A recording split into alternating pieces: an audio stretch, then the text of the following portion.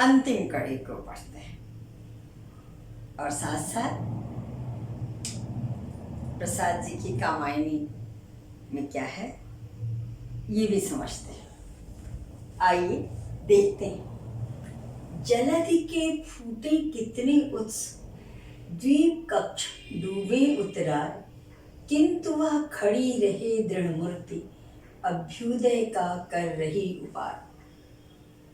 शक्ति के विद्युत कण जो व्यस्त, विकल बिखरे हैं हो निरुपाय, समन्वय उनका करे समस्त, विजयनी मानवता हो जाए।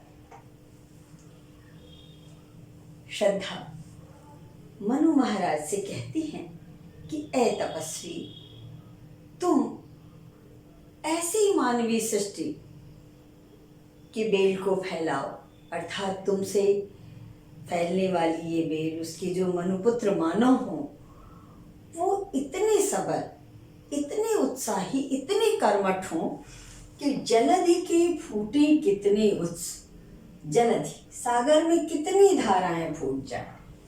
द्वीप, जो ये द्वीप हैं अलग अलग देश, वे कक्षप जैसे डूबे उतराए, अर्थात प्रलय की स्थिति आ जाए, सारे द्वीप जो है उन लहरों में कछुए की तरह डूबने और उतराने लगे, ऐसी भयानक परिस्थिति आ जाए, किंतु वह खड़ी रहे दृढ़ मूर्ति। लेकिन मानव जो है वो दृढ़ता के साथ दृढ़ मूर्ति होकर के उन विपरीत परिस्थितियों में भी खड़ी होकर के अभ्युदय का,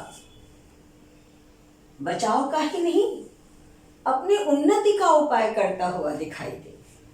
पिछले वीडियो में मैंने आपसे कहा बच्चों कि आज का मनुपुत्र मानव है, आप सुनते होंगे, कोई देश हो, मनुष्य ही है। भूकंप आया, पूरा नगर ऐसा लगता है तबाह हो गया, कुछ नहीं, लेकिन दूसरे तीसरे दिन से आप देखें, आपको टीवी पे दिखाई देता होगा, फिर वैसे ही रेला चलने लगता है, लोग अपने काम में जुट जाते हैं और अपनी उन्नति का, अभ्युदय का उपाय करते हुए दिखाई देते हैं। यही कल्पना उन्होंने की और यही संदेश उन्होंने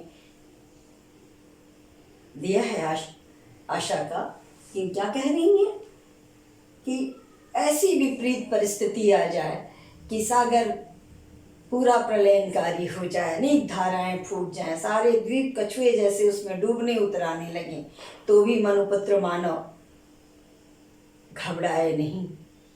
वह अपने बचाव का ही नहीं बल्कि अपने अभ्युदय का, उन्नति का उपाय करता हुआ दिखाई दे। शक्ति के विद्युत कण जो व्यस्त, विकल बिखरे हैं हो निरुपाय, समन्वय उनका करे समस्त, विजयनी मानवता हो जाए। इस खंड को बच्चों जरा ध्यान से आप देखें, पूरा एक वो दे रहे हैं कि शक्ति के विद्युत कण जो व्यस्त, शक्ति के ऊर्जा के कण जो व्यस्त होकर के बिखरे रहते हैं, वो निरुपाय से रहते हैं, अर्थात ये पूरी सृष्टि का एक एक कण ऊर्जा से भरा हुआ है, और जब वो अलग अलग रहता है तो वो निरुपाय सा रहता है, ऐसे ही व्यर्थ का पड़ा हुआ दिखाई देता है। लेकिन उन छोटे छोटे कणों को जब हम समन्वित करते हैं तो वो शक्तिशाली बन जाता है। और आप भी जानते हैं बच्चों कि उन छोटे छोटे कणों से ही अणुबम, परमाणुबम, पूरी शक्ति का एक संचार कर रहा है ना, तो समन्वय इकट्ठा जब कर दिया जाता है, उसी सिद्धांत को ये ले रहे हैं। समन्वयवादी सिद्धांत यहाँ पर पूरी तरह है। क्या कहना चाहते हैं कि शक्ति के विद्युत कण जो व्यस्त, किस पूरी सृष्टि का एक एक कण विद्युत कण है, ऊर्जा से भरा हुआ कण है, और जब वो विकल होकर के अलग अलग बिखरा हुआ है तो निरुपाय, शक्तिहीन दिखाई देता है। समन्वय उनका करे समस्त, उन सारी शक्तियों का समन्वय अगर कर दिया जाए तो विजयनी मानवता हो जाए, कि मानवता विजयनी हो जाएगी,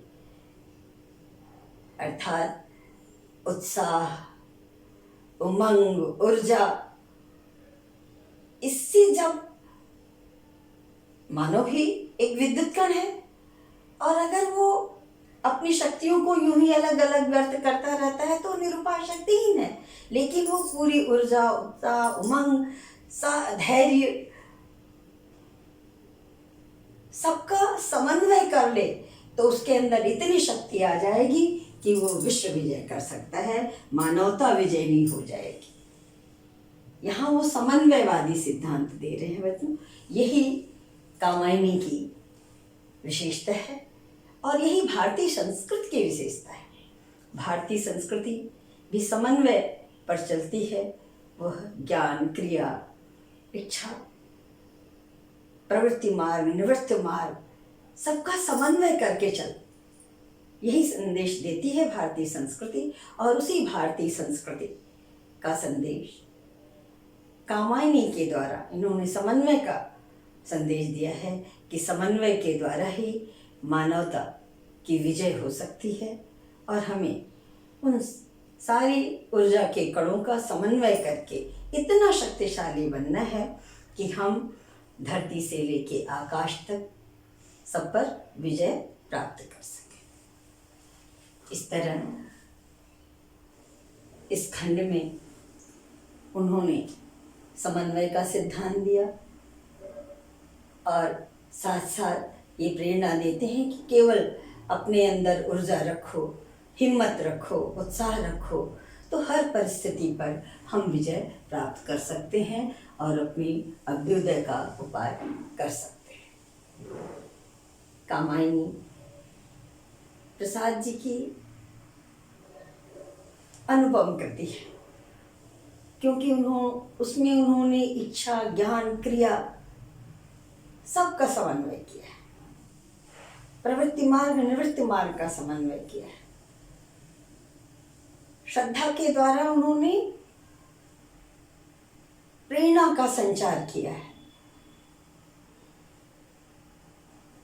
तो इसलिए कामायनी सर्वश्रेष्ठ कृति है और कामायनी आनंदवाद का, आशावाद का संदेश देती है। जरा बच्चों इस पर आप प्रश्न अपने से बना लें कि अगर व्यक्ति को उन्नति करना है तो कैसे उन्नति करेगा? अपनी शक्तियों का समन्वय करके उन्नति कर सकता है। पूरी कामायनी में दर्शन है, मनोविज्ञान है। किसी और दिन हम छायावाद और साथ साथ प्रसाद पंत, निराला, महादेवी वर्मा एक साथ आपको वीडियो बनाएंगे, जिससे आपको किसी के जीवन परिचय में अलग से कुछ नहीं पढ़ना पड़ेगा। बच्चों अगर आपको समझ में आ गया हो तो आप इसको लाइक करें, शेयर करें और ज्ञान को आगे बढ़ाने की कोशिश करें। मुझे सुनने के लिए